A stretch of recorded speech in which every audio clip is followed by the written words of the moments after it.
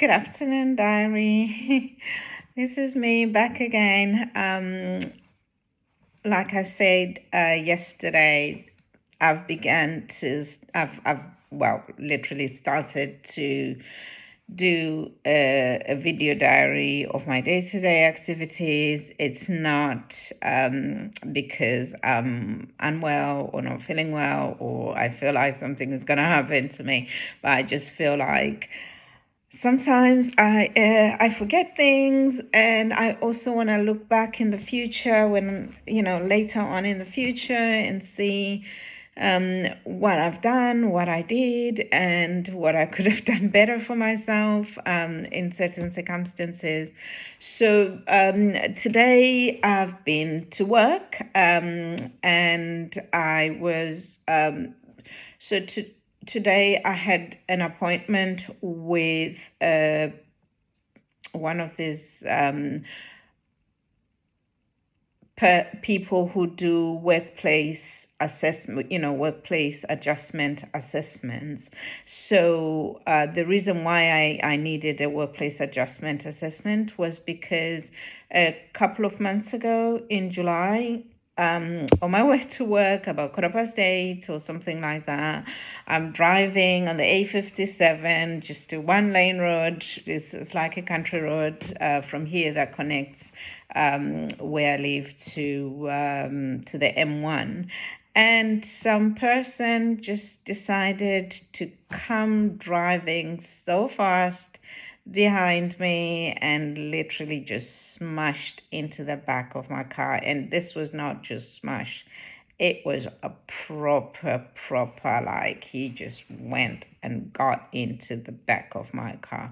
But I could see I was bracing for it. I even put my hazards on because I could see it was going far too fast because the cars in front had slowed down. There was a car turning because there's farms and little roads and stuff like that.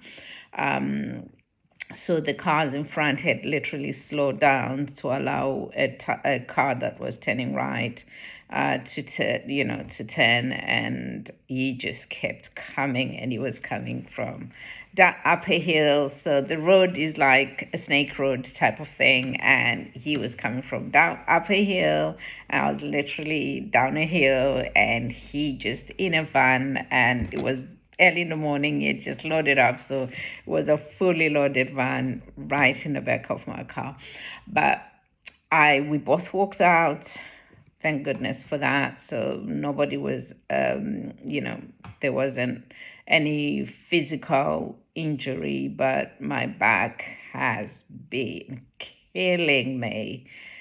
Since then, it's literally I've gone through physiotherapy. I've done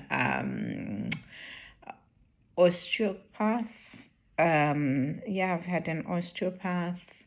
I've done some massages. I'm actually in the process of thinking I need to get myself one of those massage chairs. So some of them are really expensive, and you can get like ones from Amazon that you actually just put, it's like a massager type. I think it's called shiatsu or something. It's like a massager, and you put it at the back of your chair and it massages you. But I want, like, the way I feel, I need like an actual chair, the ones that you get at the airport type of thing. That's the chair that I'm thinking of buying, but they're pretty expensive. They're so expensive. But I'll see. But I'll see. What what becomes economical and what I need. But in the meantime, I'm doing massages and I do exercises, all the things I need to do every day. Those are things that I never used to do in the morning. Like when I wake up in the morning, my body is stiff. I cannot move. So I have to sit on the side of my bed, stretch myself before I could even get up. And when I'm walking, like walking to the toilet or to the bathroom, I am walking like a person who's just starting, like a child starting to learn to walk for the first time. So it's kind of a process. It's so frustrating because sometimes I really need to, you know, to pee so badly, and I cannot walk any faster than than I'm walking. It's a good thing that it's, the bathroom is not that far, so that's the positive. But so going back, so I had this appointment with this person, done a little bit of talking, the background, and assessed, we did a bit of assessment. We talked, I think we spent about 2 hours. And sometimes it's just nice to talk to a person that doesn't know you personally, that is just gonna walk out. Once they've walked out, you're probably never ever gonna meet them. So just talking about how I was feeling and how I've been feeling since then, both physically, mentally, and the physical part. In the morning, I do a lot of stretches, and obviously I do my 11,000 steps a day. I do 11,000. It took me a while. I think I'd stopped because I always used to do the walking, but after the accident, I just could not do it. And then after the physiotherapy, I think maybe about September time, I started maybe 5,000 steps, and then I increased it to maybe 8,000, and things like that. But now I can do the 11,000 steps, but it's still, once I'm up, I'm good. This is something I've always done. There's nothing physically stopping me from doing the steps that I need to do, but it's just my body, my lower body just locks up, like when I've just been lying down or sitting for a while and stuff like that. But that was that. But it was quite nice. It was not refreshing, but I've had a couple of therapy sessions since the accident. I had a couple of therapy sessions, but you still feel like it's never enough. And sometimes talking to like people that are close to you is never, I don't know, you just feel like you can only tell them so much because you don't want them to feel like, oh, or to start feeling sorry for you. I mean, it's nice that people feel sorry for you, but you're not looking for people to feel sorry for you because there's nothing really that requires anybody to feel sorry for you. But mentally, you just feel like, I just need to bring it out. I need to talk to somebody who's not going to judge me. So it's almost like me, what I'm doing right now, just talking to myself. And I know that, this is probably just some sort of therapy as well. So maybe I'm saying this is my diary, but in a way, it's probably my therapy as well. So whatever I end up achieving with what I'm doing here, I am sure it's going to be a good thing.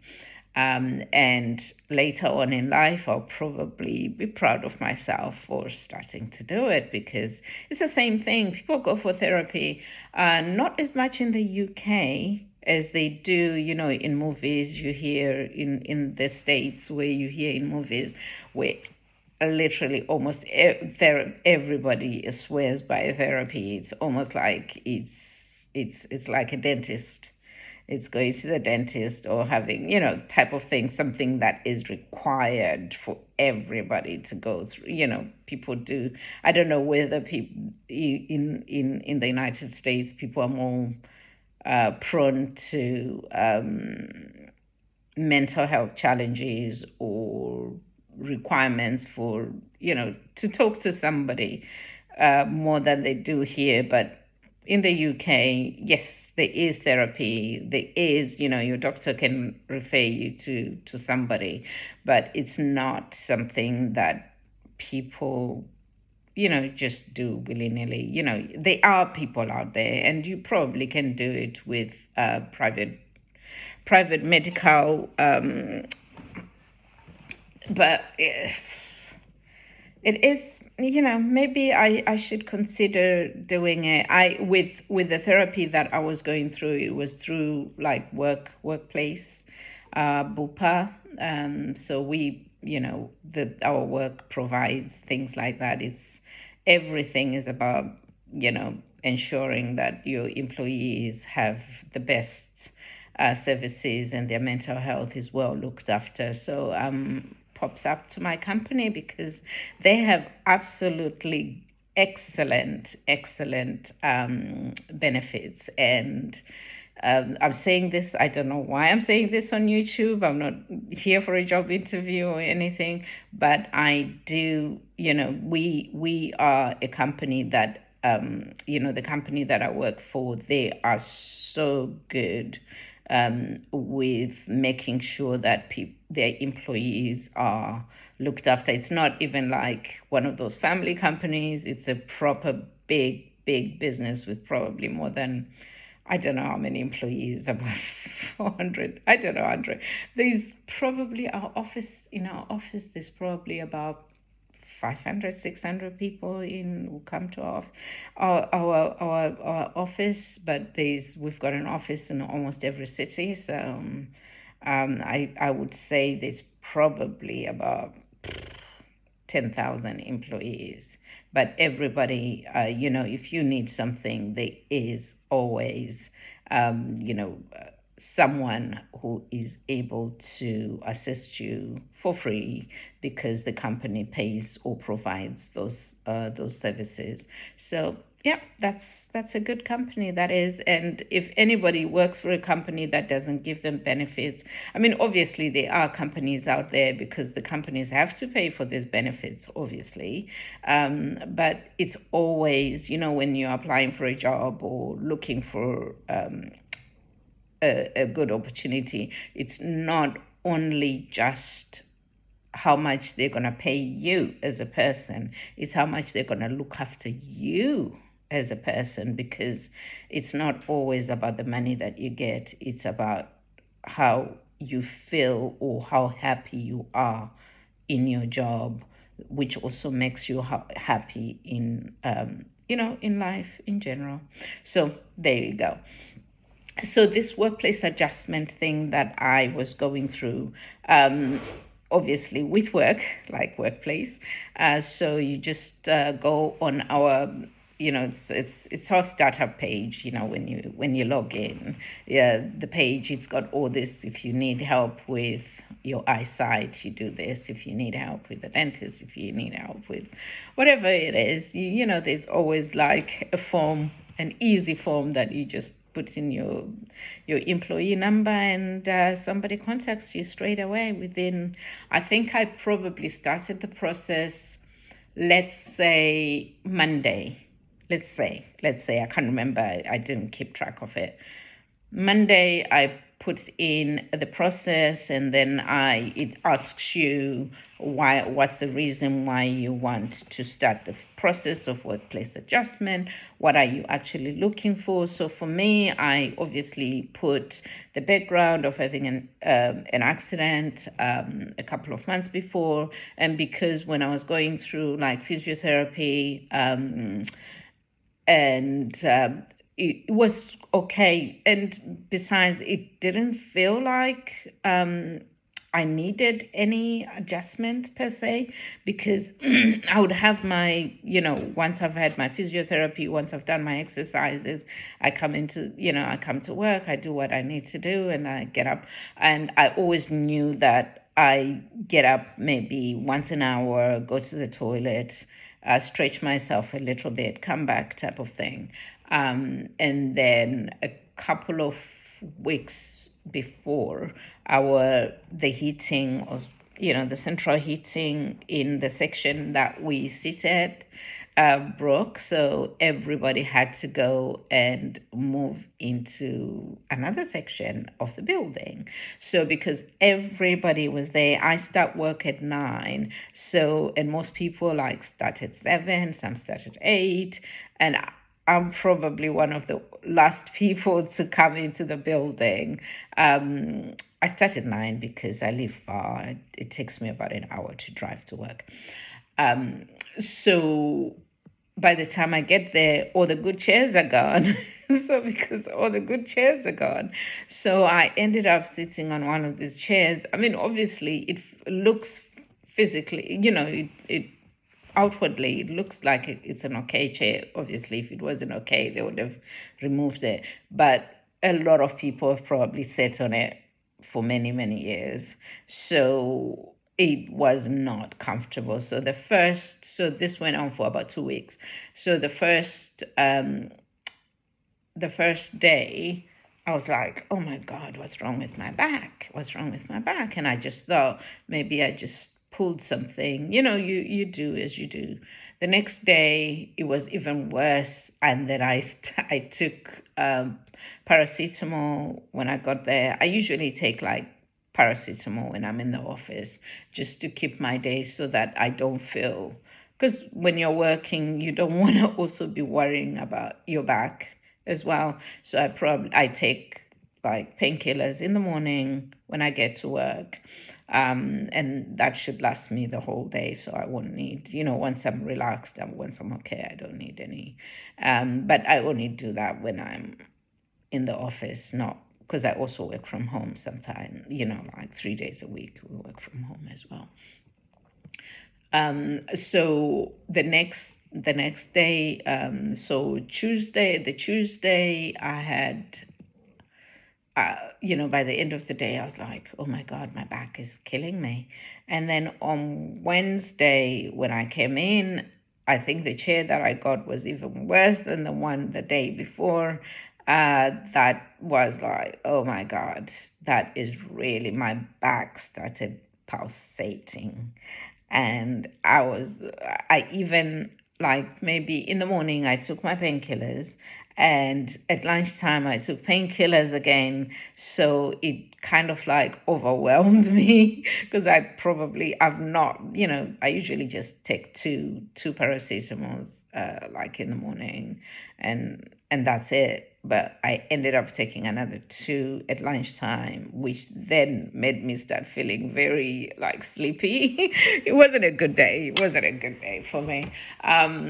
So anyway, the next and it's not just being sleepy because the room was full, because we've got two, like I said, we came from another part of the building, so everybody who works in a different part of the building was also in that building. So that means the amount of people that were in there breathing the same air and the heating, and the room was hot. So that's why I probably started feeling sleepy, but it's okay. I managed to survive until the end of the day. And then the next week after that, I went back again, and it just deteriorated from there. And I just got so bad on the Thursday, and then, sorry, the Wednesday. And then the week after that, I just said to my manager, there is no way I can come into the office because my back is absolutely killing me. But I had already, on the Monday, maybe after 2 weeks of experiencing the same thing, that's when I decided maybe I need to have like a specialized chair or specialized desk or something. So that's when I went on our website and entered the details that I needed to enter. And then after that, I maybe the next day I would, actually, it might not even have been the next day. I filled in the form. It might actually have been the same day, because I then got a phone call from some really nice people that I spoke to. It's an outside company that our our company sources to do these assessments and provide the workplace adjustment. Really nice guys, both of them. I spoke to two different guys, really, really nice guys. Had lots of conversations about what I'm experiencing, what I need, what would be best for me, type of thing. And then this was over the phone, so that was fine. And then we then decided to, well, it wasn't decided, it's part of the process. So that was on Monday. I had all the phone calls. So on Tuesday, I wasn't going to go into the office. And then I decided, so we made the appointment for somebody to physically come and see me, because they physically also have to see you so they can see your weight, or, whatever advice that they can give you. So Wednesday, that's when the physical person came, and then we sat in for about 2 hours. We had our conversations. I spoke about my physical health, my back, my exercising, my mental health, because obviously after the accident, every time, even up to now, it never used to bother me. I never used to worry too much about what's happening behind me when I'm driving. I mean, obviously you expect the person to stop because they are looking straight at you. But now I am always so conscious, is he driving too fast? Is he gonna hit me? All the time. It's got better, obviously. I know it gets better with time, but it's got better because the first, after the accident, when it first happened, damn, anytime somebody was behind me, I would even go to a lay-by and stop. If I'm feeling like that person is getting too close to me, I would stop and then wait until the road is clear or something, and then start my journey again, until type of thing. But if a person's driving behind me, it's good, like they're not sort of tailgating you or something like that. I don't have a problem with that. But when you feel like the person's tailgating you, then and I never used to feel like it was an issue at all. I didn't really mind. I didn't care that much, because I would think, if you're tailgating a person, you obviously have very good brakes. You're not doing it because you want to cause an accident. You're just doing it because you feel like your responses are good. So anyway, we talked about that. We also decided that we were going to, get another therapy session, which I did have, which I am going to have. And then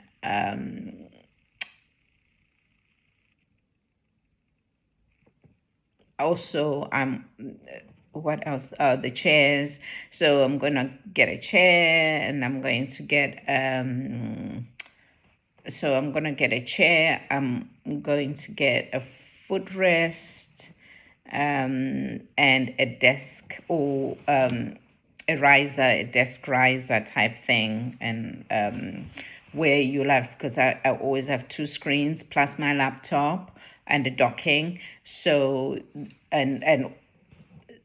so the desk riser will make me stand up. If I want to stand up, I can lift it and then stand up for a bit.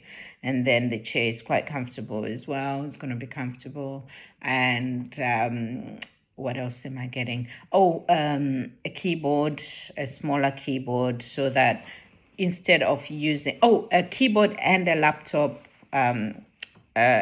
stand as well.